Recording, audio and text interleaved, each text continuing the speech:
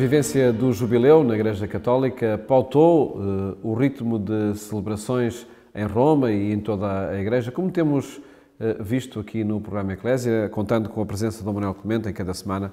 Muito boa tarde. Obrigado por estar uma vez mais connosco.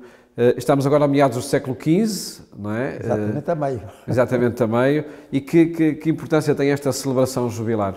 Tem muita importância. Estamos em 1450, o Papa é o Papa Nicolau V, e o Papa Nicolau V, a vários títulos, é assim o último Papa medieval e o primeiro Papa do Renascimento, porque nós já estamos nessa época que tem este nome do Renascimento. E isto é importante explicar porque é que é isto de Renascimento, o que é que está a renascer, meados do século XV e com muita incidência, especialmente na Itália.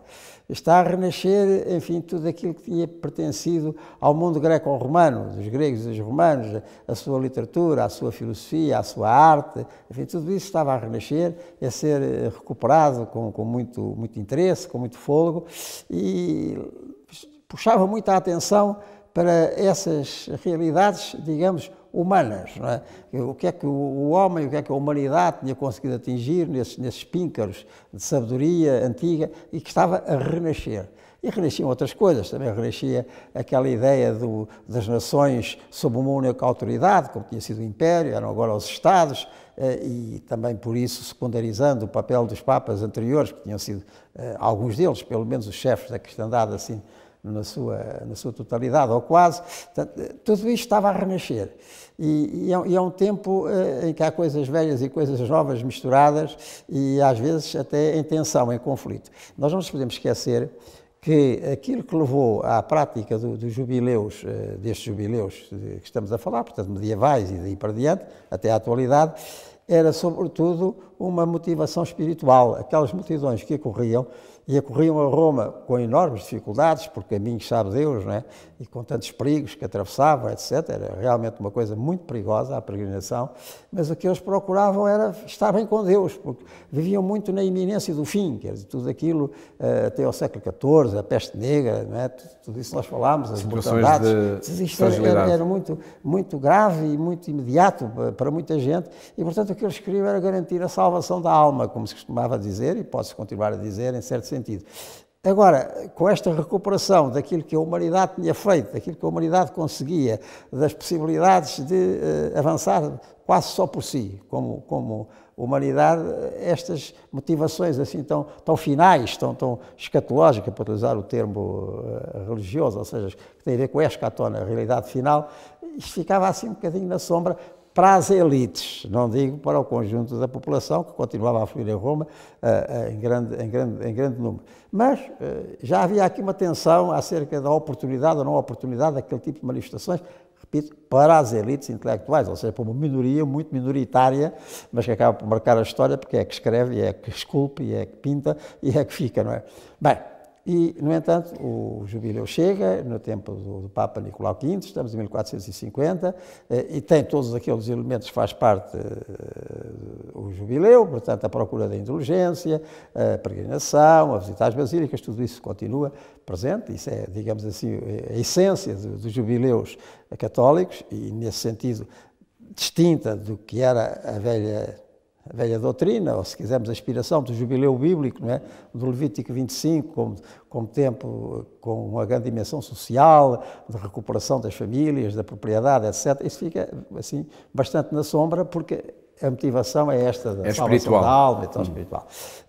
De qualquer maneira, o jubileu realiza-se, repito, com muita afluência, de 1450 a Roma, vindo de muito lado, um pouco por toda a Europa, vem gente, e decorre normalmente, mas interrompido, porquê? Por surtos de peste, que é um problema tremendo, porque Roma não tinha nenhuma capacidade de acolher, assim, dignamente e com meios suficientes, aquelas multidões que chegavam a todo lado. Naquela altura não havia propriamente uma cadeia de hotéis, havia algumas hospedarias que rapidamente ficavam lotadas, não tinha até a higiene pública, etc. Aquela multidão que afluía, e isso era muito propício à propagação de epidemias.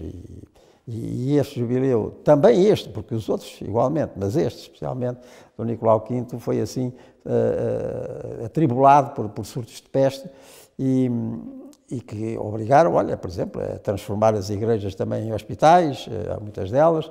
Olha, destacou-se uma figura, há sempre uma outra figura que se destaca nestes jubileus, uma figura muito interessante, um santo, um franciscano, que foi canonizado, não demorou muito tempo, aliás, a ser canonizado, que é o São Diogo de Alcalá, porque estava em Roma e, enfim, desdobrou-se nesse cuidado com as pessoas que estavam doentes e algumas moribundas com a peste, não é? E no cuidado delas, com enorme heroicidade, ficou muito marcada essa figura do São Diogo de Alcalá, na sua presença em Roma, neste jubileu do Nicolau V, de 1450. Por outro lado, o mundo estava a alargar, porque com a expansão de portugueses, espanhóis, a expansão marítima, etc., ganhou-se uma outra dimensão do mundo que não se tinha na Idade Média, até aí não se tinha. Pensava-se que o mundo acabava aqui, onde nós estamos, nesta pontinha da Europa, e agora descobre-se que há mundos que constantemente são noticiados. Olha, chegámos aqui, chegámos mais além, encontramos estas espécies vegetais, encontramos estas qualidades de humanidade, encontramos isto, encontramos aquilo.